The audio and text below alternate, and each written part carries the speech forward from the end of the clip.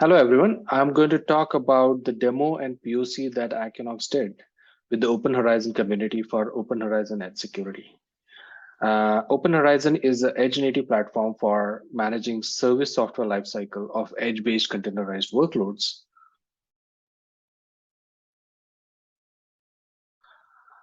The AccuKnox solution focuses on zero trust runtime security across all the deployments, be it cloud, Kubernetes, IoT Edge, or 5G. The solution offers application hardening, deep workload observability, granular policy enforcement, and importantly, full automation to auto-discover the security posture of the workloads. The tools used in this POC and demo are all available in open source. KubeArmor is a security engine that was developed by AccuKnox and was donated to CNCF last year and is part of CNCF Sandbox. KubeArmor is a cloud-native runtime security solution that leverages Linux kernel primitives for observability and workload hardening purpose. KubeArmor leverages eBPF for observability and audit purpose. It leverages Linux security modules such as AppArmor, SLNX, BPF-LSM for granular policy enforcement. The Discovery Engine, which is another AccuKnox-led open source project that leverages visibility information that is emitted by different security engines, including KubeArmor, to automatically identify the runtime security posture of the installed workloads. Before going into the details, here's the information about different components of Open Horizon. Open Horizon requires a centralized management hub that consolidates the administrative operations and can operate on public or private cloud infrastructure or on premises. The edge locations requires one to run the Open Horizon agent, and the edge workloads are deployed as containerized applications. The Open Horizon agent ensures synchronization with the Open Horizon Management Hub. The demo use cases considered for the POCs are the observability for the edge workloads and the Open Horizon agent, which is also called as AccuKnox.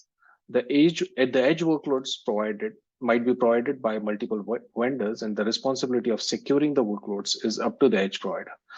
The Open Horizon will leverage AccuKnox solution to isolate the edge workloads provided by different vendors. The demo will explain how AccuKnox provides zero trust and least permissive policy settings for edge workloads for both containerized workloads and host-based Ajax agents. There are three phases for security deployment. First, the observability, where we get the understanding of what is really happening in the workloads at runtime. It will show what network primitives are used, what connection attempts are made, what processes are getting spawned in the containers, and which processes need access to sensitive file system paths. Based on the container images used, AccuKnox tooling can provide recommended policies for workload hardening. The final aspect of auto-discovering the least permissive policy settings is an important one from zero trust security perspective. Using this, we would be able to identify the workload execution behavior and subsequently discover a security policies that can lock down the workload within the bounds of the identified security posture. This slide explains the detailed deployment aspect of Open Horizon and AccuKnox components. Note that the annotations provide information that was derived using AccuKnox observability. For example, the deployment shows that the Home Assistant container workload is deployed on the edge. The Home Assistant workload is using a TCP server on port 8123. This is where the users of Home Assistant log in and access the portal. Further, the details of system behavior of Home Assistant is shown in the form of what processes are getting spawned, what sensitive file system accesses are made, and what processes need what kind of access to what kind of network primitives. The deployment also shows that the AccuKnox agent is operating as a system process on port 8510, where the Horizon client connects to it.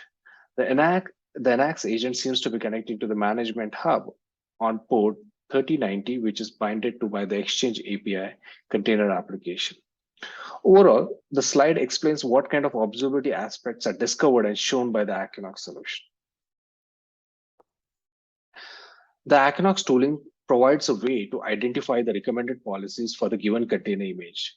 Here you can see the container image is downloaded and scanned to check for hardening options. Secondly, the set of recommended policies are enumerated and dumped into the output folder. This slide explains few recommended policies in the context of Home Assistant image. The first recommended policy is about restricting access to trusted certificate bundle folders and corresponding tooling. An attacker might inject its own root certificate in the workload, paving the way to snoop all the encrypted communication. The first policy ensures that the certificate files and folders cannot be modified, and the update certificates tooling cannot be used. The second recommended policy is about constraining the use of maintenance binaries usually located in /sbin folder. In the Alpine distribution, the sbin folder contains an APK binary that can be used by attackers or even internal maintenance teams to install new software packages in the running container. This is bad practice since the new binaries could open up more attack surfaces. The second policy ensures that the binaries in /sbin folder cannot be executed when the policy is in enforcement mode. These policies eventually map to certain MITRE TTPs, and the KubeArmor policies essentially implement the recommended mitigation aspects as suggested by MITRE TTPs. Next, I'm going to show you a command line demo of the AccuKnox tooling. The first step is to identify the recommended set of policies. Here, as you can see, the Home Assistant is the container image that we are going to make use of. The image has been pulled and scanned for information.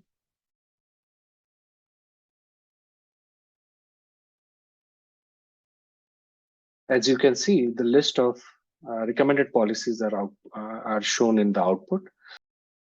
Next, we are going to apply some of the recommended policies. First, let me show you what the recommended policy is. Here we can see that the first recommended policy denies execution of certain tools and denies access to certain sensitive file paths where typically the certificates are kept. Now, before applying this policy, if I run the update CS certificates, this command can be used to update the root certificates on the device, on the node. It's allowing me to execute this command. But after I apply this policy, now, if I try to execute this command should ideally be permission denied. So you can see that the permission is denied for executing this binary. And here on the right-hand side, we see the information as to what has actually happened. It gives the context of in which container the command was getting executed, what was the name of the container, what was the details, the process details. And similarly, I have within the container, I can execute certain commands such as apk install. APK is a command which allows you to install new packages within the container image or the node.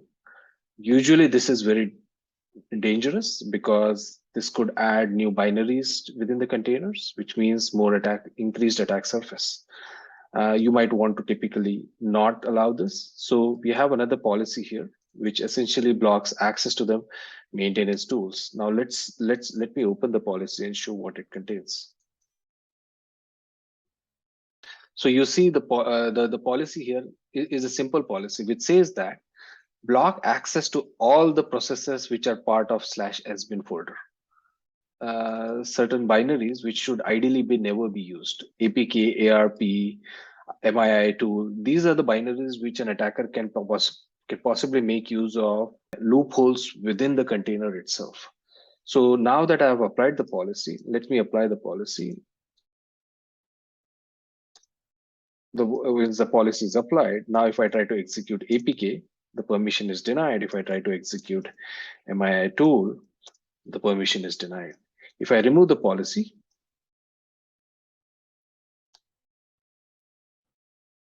the execution is now allowed again, which means that you might enable or disable access to these maintenance tools during certain time frames or based on certain requirements.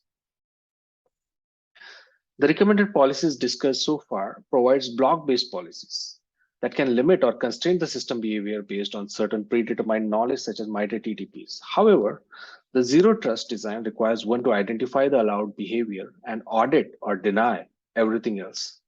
The discovery engine identifies the least permissive security posture of the workload by processing the visibility information emitted by KubeArmor and then providing a way to generate least permissive security policies from that information. To summarize, here are some key takeaways.